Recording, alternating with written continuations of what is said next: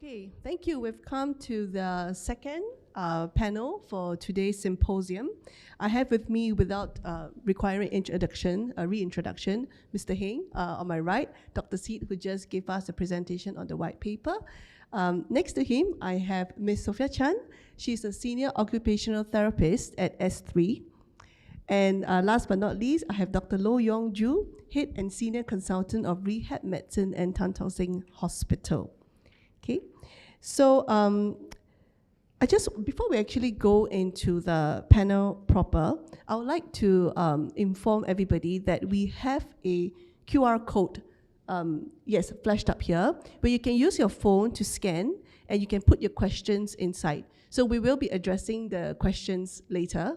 Okay, so we will not have any free mics for this section. So I will need you to use your phones and put in your questions, right? But please don't put in things like what's for lunch, because those kind of questions, somebody at the back will be deleting those kind of questions. Okay, so please don't put in things like that. If you have any problems with this segment, please just raise your hand or go to the back where anyone wearing the S3 uniform will be able to help you, okay? Okay, so since this morning, we've heard a rich range of topics being shared, from the journeys of stroke recovery to the role of innovation, and as well as reimagining post-stroke care. So I'd like to kickstart today's panel by asking Dr. Loh, being in the stroke and rehab space for the past 20 years of your career, and as well as somebody who has been actively being involved in community organizations as far as stroke is concerned, how has post-acute stroke care evolved in Singapore? Thanks for your question. I think 20 years will take me quite a while to talk about it. But maybe I will try to summarize. Number one, of course, just now I think already mentioned by Raymond, is basically the rehab needs is getting higher. Singapore being an aging population, also first world country. So risk factors of cerebrovascular, of hypertension, diabetes, hyperlipidemia has actually resulted in the increased incidence. Actually, we were quite shocked when we nearly hit 10,000 a few years ago. But luckily, the year later, it was stabilized a bit, but there's increased incidence. So we're thinking when we'll hit the 10,000. I think will be sooner or later. So that's first thing. So that's why there's a need for more stroke rehabilitation, especially because we do know that nearly half, or even slightly more than half, of the stroke survivors require some elements of stroke rehabilitation in their journey. So that's number one. It has evolved because of the number of people having stroke. Secondly, the number of people, or should I say clinicians, that is trained in stroke care has also improved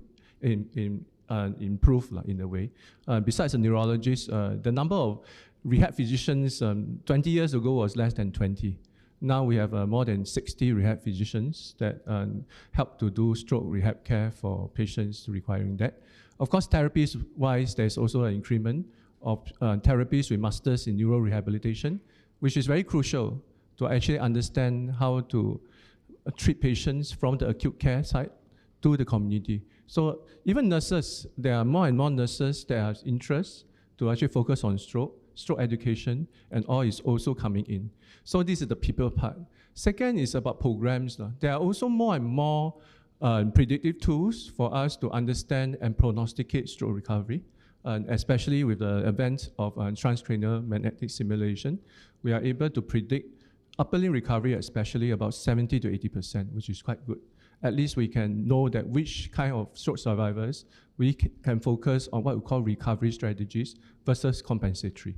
But I think that is one. Second, programs like upper limb programs, lower limb programs, cognitive programs has also been progressed through the past 2 decades. So besides that is the third piece. I like to use C piece and all. So the third piece basically is about partnerships. There are actually more and more community partners and community rehabilitation providers. 20 years ago, to be honest, the number of day rehab centers focusing on stroke and all is much less. Also, focusing on rehab in general is much less. But in the past 20 years, there are many coming out. So because more individuals are also requiring rehabilitation services. Then fourth P is actually technology products. These 2 decades basically see a lot of advances in rehab technologies, be it robotics, virtual reality, other possibilities to actually rehabilitate patients. So that's why with many companies coming up, both international and Singapore, so that helps us to actually enhance our capabilities and capacity to actually do rehabilitation in the hospitals and in the community. So I think I will summarize for now for the yeah. Thank you so much, Dr. Loh. And I think what that really means is that if you have kids, just ask them to study in this area and then a recession-proof career, okay? Wonderful. And so actually for Dr. Seet, may I actually ask you the second question, right? In your white paper, you talked about Singapore having to move towards a more integrated continuum of care rather than just concentrating only on the acute side. In your opinion, what other system-level changes are required to better integrate hospital, step-down, and community services?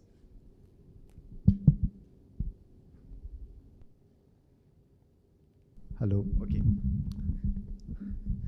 So, I mean, in hospitals, we are very good. Patients get admitted, patients get discharged to we call it to community setting.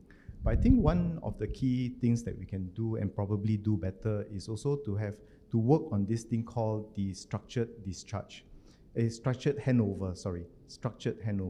Not so much of a abrupt discharge, rather a transition of patients who thereafter would require a different personalized care for the disability that he or she has. Some individuals may take a faster time frame to recover, some a lot longer. And the current setup of prescribing a very fixed, maybe 2 weeks or maybe 3 months period, right, will essentially eliminate those people who will have that trajectory for improvement. And these are typically people who are young because of maybe neuroplasticity, the ability to recover better, but yet needing the extra hand to help them to recover with a longer period. And it is like walking to a room of buffet, right? So in a buffet spread, you have all the different Italian food, Chinese, Indian dish, and each patient each of us will have our own personal tastes and also personal things that we go for first. Likewise, for stroke patients, they also have their own personal disability that will require very direct matching according to what they need. And I think this is something that I think in the step-down setting, the transition of care, so as to ensure that we can walk the final mile together with them in their phase of recovery is something that is very important, something that probably we can do better. Thank you for that. And Mr. Heng, I think earlier on you had a very wonderful and engaging presentation about your recovery journey. And I think for many of us, it was also the first time hearing it from you, on a first-hand account. From your experience, and if you can recall your own recovery journey, were there moments, especially in the transition back home, that you required more help or more support? Which areas were particularly challenging for you, especially when it was time for you to go back home? Well, I must say that my case is in a way maybe atypical, because as I mentioned, I was very, very fortunate, very, very blessed that I collapsed when there was a cabinet meeting, and Dr. Janil gave me first aid immediately. So I didn't have much loss of brain oxygen, even during that period. The ambulance came. So my recovery was a lot faster. My recovery was less from the stroke than from the pneumonia I had. So I was told to avoid crowds. I couldn't do many things. And I was struggling to get my lung back to shape because my lung was 70% infected. So I couldn't, they even had to intubate me because I couldn't breathe from my lung. So I must say that mine is rather unusual. And because of my lung problem, I stayed in the hospital much longer because they had to keep monitoring whether my lung was okay. So so while I was in hospital, I had to, they said, well, since you're staying there, you might as well go and do a rehab and get yourself active. So I even walked, at the rooftop of Tan Tock Seng Hospital, and then passed by a childcare, which was at the rooftop. So the children were very sweet. They actually drew me a very lovely card to say, "God well, Mr. Heng." So I kept that card. It's a lovely. So I think mine is a little different, but in terms of my experience as the MP, talking to my residents, talking to stroke patients, I think I can share a bit more about that, but less of my own. Mine was really lung rehab rather than stroke rehab. Thank you so much for that.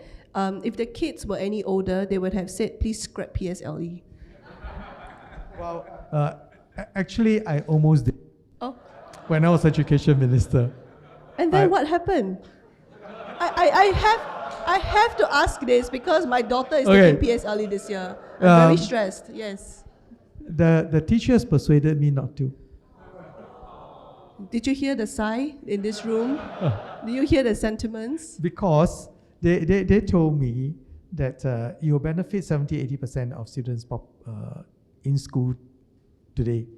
And but then it will be terrible for the 20% whose parents either cannot educate their kids or have are not caring for the kids enough. And in fact, many of our schools end up, many of our teachers end up as surrogate parents. And he said, can you imagine a child after 6 years cannot even do basic maths and cannot even read? So when I heard that, I was a little, I thought, well, yeah, maybe I should think hard about it. And when I visited many, many countries to study the education system when I was in education. And one very memorable visit was in the US. I met the US Education Secretary. So the day I met him was the day that the PISA result was just, the day before, the PISA result was just released. And Singapore topped the ranking. So he said, why are you here? So I said, to learn from you. And he said, no, I should be learning from you. So I said, yes, indeed. What is very good is that we had very high, I said, you have some of the best universities in the world, that's why I'm here to learn. And he made one remark which I thought really characterized the difference between US and Singapore very well. He said, indeed, we have many high peaks, but we have many deep valleys. Because the kids whose parents don't even know what they're doing, who are not helping them. And I then studied because in America, different states have different testing strategy. Some have state level testing, like Massachusetts have state level testing, and their kids do way better than most American kids. And states that say, no, free for all, the kids do terribly. And in countries, in places where the poor congregate together, the schools are really, really low standard. And the teachers are basically people who can't find a better job. So you're really terrible for the next generation. So after hearing him, thinking hard about it, I said, well, it may be a pain for many parents, but the parents I heard the pain are the concerned parents, the kanchiong parents. So I decided that I will change the grading system so that it's not so kanchiong. So the first thing I did was stop naming the top student. So that's another story, but I go on and on. Yeah, I know. I feel like it suddenly become a MOE symposium, but thank you for that. Never mind. I will just tell my daughter that you tried and it almost happened, but it's okay. My advice is don't be a kanchiong mom. Just relax. Yeah, okay. The kids will be okay. Go tell it to the fathers also. They're also very kanchiong. Yeah. So yeah. Okay, thank you for that. And actually, I would like to ask Sophia right now. So Sophia has a very interesting background. She is a part-time senior OT with us, but the other part-time of her she actually does locum services at Outram Community Hospital. Speaking of which, I believe there is a huge team from OCH today. Can I just see where you guys are seated? Thanks for coming.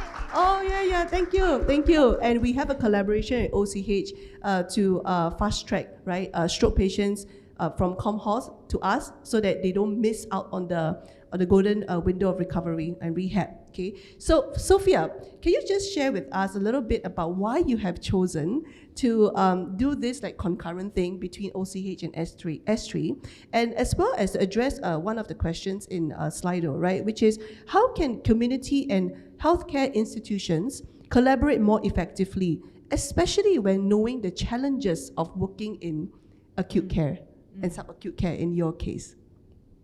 To be honest, my working environment, right, is really by chance. Okay, I used to be a full-timer actually at Outram Community Hospital, and then I wanted to leave because, not because I didn't like working in a hospital, but I wanted a nice variety. I'm someone that a bit itchy backside lah. I like to be challenged that way. And actually my passion was always in stroke rehabilitation. And I was actually so happy that OCH actually developed a specialized stroke ward. I thought that that is moving forward to providing better stroke care, because definitely if you have a specialized ward, everyone knows what they're doing to help stroke survivors get as much recovery as fast as possible. Yeah, so from my experience, what I actually feel is that when we transition our clients from hospital to S3, it seems like, oh, I have a very common face. I am looking forward to seeing, let's say, Sophia, from hospital into S3. And sometimes for clients or survivors, right, it is some form of assurance. Because sometimes, I won't say sometimes, all the time, whenever a person actually suffers a stroke, it's like your world just turns upside down. And then family members, their survivors, just have no idea how to continue their journey from hospital. So I think when we journey with them, gives them assurance. Also, I think it helps to encourage to continue with therapy and not to give up, and also helps to close the gaps between hospital and transitioning to community rehab. Yeah, so that people don't fall through the cracks and then have nowhere to go, and then they're so lost when they're discharged. Because we know that in hospital, everything is very structured, it's very supportive, but when they go home, that support actually reduces.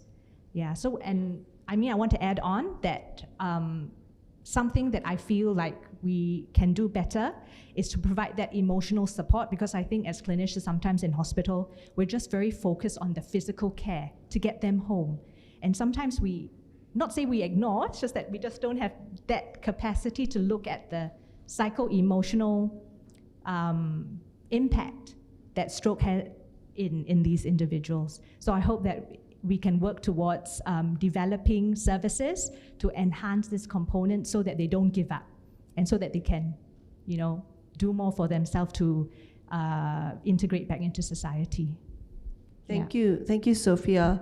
I was waiting for you to say that you're working with us more because you love S3, but I realized that that's not correct to say that. I do. No, we love OCH too. We really love OCH, and I really don't worry. I never support you. Don't worry. Yeah, but it has really been very interesting for us as well when Sophia came to us with this structure, and we said, yeah, let's do it, right? And I think one of the things that you shared with me when I said, hey, Sophia, you sure not? You want to do two sides? I mean, isn't that more work for you? It's also very confusing, right? You just have to kind of take on more load in general.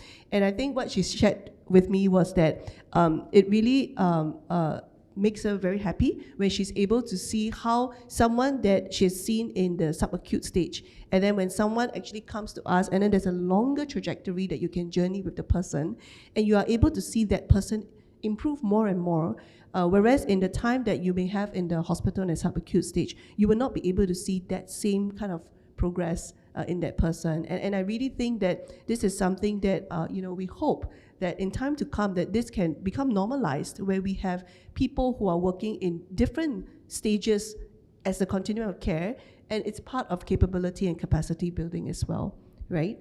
Thank you for that. And I just also wanted to address another question that that had quite a lot of votes inside here, which is that more domestic workers are becoming caregivers. Are they equipped to support stroke survivors? And how can we build capabilities for all caregivers? Usually I will look at the doctors for like, or the therapist to answer this question, but I'm going to look at Mr. Heng, and I'm going to ask you, right, Mr. Heng, right, in your time as an MP, did you actually like come across any cases where families came to you and said, I'm having trouble with my domestic helper, but then again, my husband, for example, got a stroke, very challenging to look after, and then there's some issues or help that they need. Do you have any stories like that from your residents, or any stories that you can share? Well, actually, many. And the sort of caregiver needs are very varied. Some because their family member had a stroke, some because they have some debilitating illness. So I have a whole range of this. And some have been very lucky that they have a very good domestic helper who have been well trained. I've seen several domestic helpers who have been doing really excellent work in caring for the family. And one of the things which one day I met this lady who was eating in our hawker center with a domestic helper. So as part of my duty as an MP, I go around talking to people, and I said, so I told her, oh, you're a very kind lady, you are buying a lunch for your domestic helper in the hawker center. He said, no, this is not my helper. I am buying meals and talking to domestic helpers whom I came across. He said, don't forget, these domestic helpers came from various countries. They are here to make a living, but then they are away from their family. They are caring for other people. So I feel that we should also care for them. And so she did that. So I felt very inspired by that, and we started a program called a Good Neighbors program, because 80% of our people live in HDB flats in close proximity. So that's the Chinese has a saying, 远亲不如近邻, right? That a distant relative is not as valuable as a close neighbor, especially in an emergency. So I mobilized my residents to, we have residents committee, and I added to that a Good Neighbors program. I gave out an award to recognize good neighbors. And good neighbors need not be just neighbors, but the first award I gave out was a fire that took place in our hawker center, in our wet market. And the whole shop that was selling incense paper were completely burned, by the way, on the 7th month. So they thought, something is... But the miraculous thing is that 8 of the hawkers in the hawker center each grabbed a fire extinguisher and put out the fire before SCDF arrived. And the shop, the little store selling flowers immediately opposite the shop, the flowers were completely intact. It's really miraculous. And I told a story many times to my residents about the importance of good neighbors, particularly in an emergency.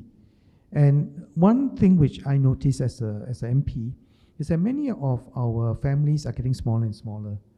And so you'll find that you have residents living alone, residents living just with another person, and almost inevitably, the other members of the family have to work. So then somebody is left. So in the terrible situation where you have only the caregiver and the resident, which I have one, we are able to have someone to relieve the caregiver. And so we are going to start something like that, but I had the support of Montfort Care when I was there, who then provided this care. And then I organized the residents and say, well, if you are living in the same corridor, help look after each other. So we started many of those initiatives, and I hope that we continue. Thank you so much for that. And Dr. Loh, I have one question for you from the audience. Are there implementation steps for the white paper to change stroke practice? And, it jumped. And how can it unite the ecosystem of practitioners? Will you be able to share? Wow, that's a very, quite a difficult question, but basically, as mentioned, I mean, this white paper talk about some key areas that we should focus on. So of course, we need to bring in different stakeholders into this, besides the different hospital clusters to the community, and even work closely with the government agencies, especially Agency of Integrated Care. Yeah, so I think all the stakeholders need to come together. That is the first step. Second step is really co-design together how best to fulfill the 4 parts. I think education likely is the lowest lying fruit, that we can look at what are the current gaps. I think just now talking about caregivers, a lot of times in hospital we train the domestic helpers to care for the patient. But I feel to also continue rehabilitation is important. Not to say I'm a rehab physician, I keep on talking about that, but I think it's still very important that, because as patients goes home, the sense of dependency sometimes comes when there's a domestic helper. Then those patients that actually have some recovery, when they go home, they become more dependent. Then it becomes a vicious cycle that the domestic helper will have to care more. Then there is a lot of career stress and all. So we do need to make sure that the education of individuals has inclusion besides the stroke survivors to the caregivers, so that then this vicious cycle won't come about.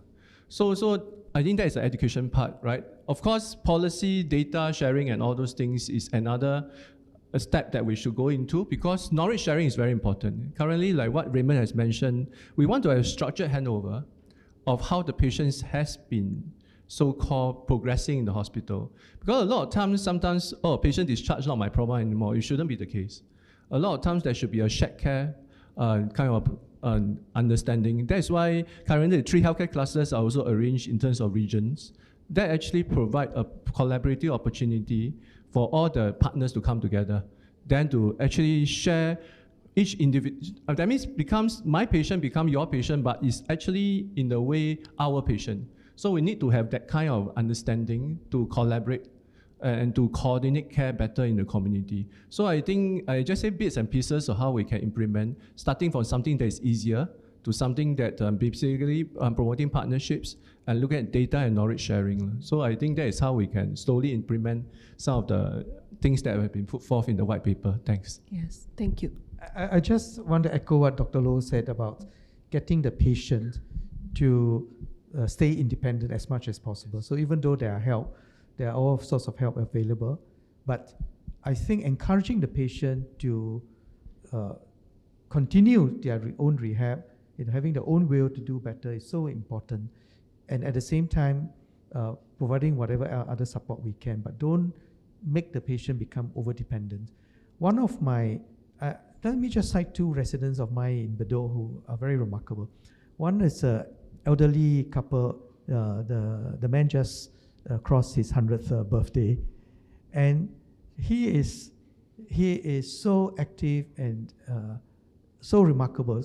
So I once met him at the function, and then he looked like he was 80 years old. So he said, "No, Mr. Heng, I'm 99. I'm reaching 100 soon." So he lived with his wife, but his wife could not walk as well. So his wife was I think 3 or 4 years younger, on a wheelchair. And this 100-year-old man would push his wife on a wheelchair to the market, to the hawker center. And he said, "I want to stay active." Tremendous will, this gentleman. So one day, his wife, when I visited them, his wife told me, he said, "Ms. Heng, my hubby is growing a little old, and I noticed he's getting weaker in pushing me." He said, can I ask you for a motorized wheelchair?" So which I managed to get one, and then my volunteers trained them to do it. And I still see them, and they are still now on a motorized wheelchair, walking and doing that. Another person who is very remarkable, also tremendous will. This lady was doing a lot of charity work. She is in her late 50s. So one day, I was told that she was hospitalized.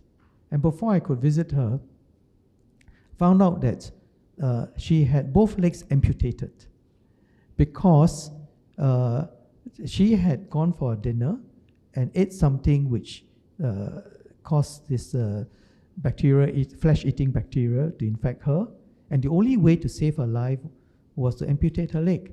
So I was so distressed. So when I visited her at home later, she had recovered and she was cheerful. And she said, "No, I have my life. I will get back my mobility." So the next time I met her, she was on prosthetics, and she said, "Mr. Heng, I will walk again." So tremendous will. So I got her to come to my senior activity center and say, "You are such an inspiration. Come and talk to other seniors and tell them that you can walk. That even though I have prosthetic leg, I can still walk. You have natural leg, you can definitely walk." And so she has been such an inspiration to my seniors living in the estate. So I think make full use of stroke survivors, what they could do at different degree. The innovators have great stories about what they have been doing. Yeah, I think you had a nice bicycle for your dad. So your dad being able to cycle that way, I think a great story. Just now we heard Margaret. So I think those are great inspiration for all of us. Thank you for that.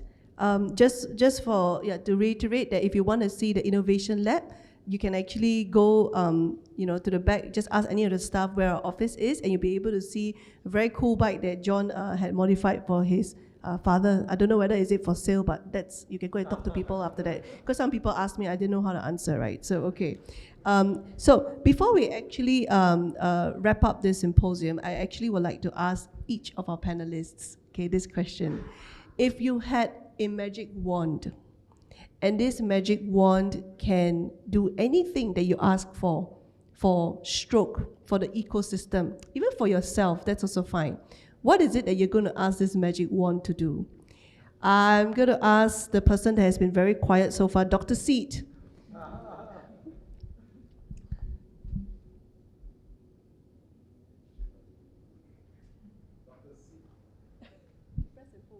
Dr. Seet would say to allow each and every one of them to have a button called reset. Reset for to get them out from this thinking and confines of a stroke patient, and also to be able to look outside of the silo, look outside of the box, and see the broader, wider world that we have here. And I think, and also a wish for all of us, different partners, the people with different skills, with the white paper articulating the different challenges that stroke patients have, review them and also see which of these pockets you'll be able to fill in with your different skill. The innovators looking at the problems, the funders, and also the volunteers and advocates. There is a role for everybody. It is, again, a big buffet where the needs of the individual patient is so diverse that there is a need for personalized approach and also personalized therapy for each and every one of them. Dr. Seet is very greedy. I asked him to ask one thing, but he asked for 3 things. So the magic wand is very tired because of him. But good, thank you for that. I think I agree, really looking outside of our silos. There were some questions on whether there can be better integration or standardization across the clusters. That's not quite something that we're going to discuss here today because that can go on to like tomorrow. But I think that is definitely something that S3 is working closely with each of the clusters and together with the doctors on board to make this happen, right? Dr. Loh, one thing only, just one. What would that be? Actually, initially I was saying, of course, reversal of stroke problems is the best. Of course, I mean, I may be out of job after that, but I think I'm happy to be out of job, yeah. So, of course, if one thing really is for them to relieve their lives for their individual happiness. So I think because it's really different from different individuals, I think if I have the magic wand, I hope that all stroke survivors is really happy with their current lives in a way and live in the new 100%. I always tell my patients. Thanks. Thank you. That is very, very beautiful. Sophia. For me, I envision stroke care to be supportive, to be seamless. And I hope that all clinicians working with stroke survivors will be well equipped with the best skills to help them regain as much function as they can so that they can get on with their life and do the things that they love. Thank you so much, and we look forward to you doing that for us. I will. Appraisal coming soon, your boss sitting there. No kidding. Okay, and Mr. Heng, last but not least, what will you ask this magic wand? My magic wand is only one, right? Only one. Very simple. I'll say, Reina, to organize another session. To do what, you know? To what again? Okay, so now I tell you, okay, listen carefully, only one thing. Okay. In this room, you heard the wishes of the speakers here, and the one common thing about all that they've said is bring things together in a seamless way, and so that you can train the people, you can provide a partnership. In this room, you have all the people who can provide that one stop, that instead of each of us working in particular area, we all come together and say, what can we do together to provide this seamless care? Yeah, and then you can start that. Only one wish, easy, right? I will check with my boss. But to make it easier for you, you don't need a big place, just a small place. I'm sure Maggie would give you the space. But that's another wish, I shouldn't say that. But you have a small space here. All you need is just bring the people who are really keen to say, how do we do it? How do we come together and set ourselves? What is the challenge that we'll set ourselves? I think the challenge we'll set ourselves is what has been set up by everyone here, seamless. And you have an excellent white paper, right, to look at what are the different things we can do. And just bring everyone together to Zokang. Thank you. Mr. Hayes used the word "zokang" on me like third time today already. So I this shall be part of. I only say that to people who can work really well. Wow. Okay. Now I stress really, so I have to do it. Okay. No, but I really like to thank you for that suggestion and really for that call for action, right? Which actually leads us to the last part of our panel, which we want to share with everybody here today, that S3 has done a market evaluation in the second quarter of this year to understand a little bit more about stroke awareness and knowledge patterns amongst the general population of Singapore. So this is my Zokang number 4, okay? So I want to share with you, right, what we have gleaned from this market landscape survey. So we have engaged Varian, an independent research agency, to survey close to 1,000 individuals reflective of the general population. And this scan has helped us to take stock of where we are and identify key gaps in understanding and explore how we can work together to strengthen support for the stroke community. And very interestingly, okay, I'm going to share with you 3 insights so far that we have gotten from our data. First, if you look at the pie chart on the right, on your left, stroke is not just a medical issue. It's a deeply personal and social one, because according to our survey, right, 46%, which is almost 1 in 2 people surveyed, said that somebody close to them, such as a family member or a friend, has experienced a stroke. And this impact spans across all groups, regardless of age, gender, and education levels. So this means that in Singapore, where stroke remains a leading cause of death and adult disability, this reminds us that stroke affects homes, workplaces, and communities, and not just in hospitals. So that's the first thing that we've found. Then the second one is very interesting. So most people are aware of the symptoms of stroke. So I think this is really based on the very good work that the hospitals, NNI and everyone has been doing to say, what are the fast symptoms, right? So the majority, 86%, could identify at least one stroke symptom, including facial weakness, numbness, and slurred speech. But guess what? When it comes to action, only 40% said that they will call an ambulance. Yeah, only 40%. And stroke is an emergency, so the right thing should be 100% right? That you should be calling an ambulance. And And more alarmingly, the rest who said that they will not call an ambulance, they said that maybe they'll tell the person to go to the hospital on their own or even just ignore the symptoms, okay? And this really shows a real gap between knowing the signs and understanding what to do. And the urgency of stroke is being underestimated here, as we can clearly see, which means that we need a stronger public education on immediate response, okay? Now, third, we have found that, so when it comes to how should we then make people more aware and know what to do, right? Then our study shows that most people turn to formal healthcare channels when looking for stroke information. So 60% rely on professionals, healthcare professionals, government websites, or public hospitals. And actually less people go to social media for this sort of information. So it could be that, the Singapore government has done so well to say 1-800-SCAM, don't listen to everything that comes out on your phone or Facebook, which is true, right? You can have all sorts of weird things coming out on your phone.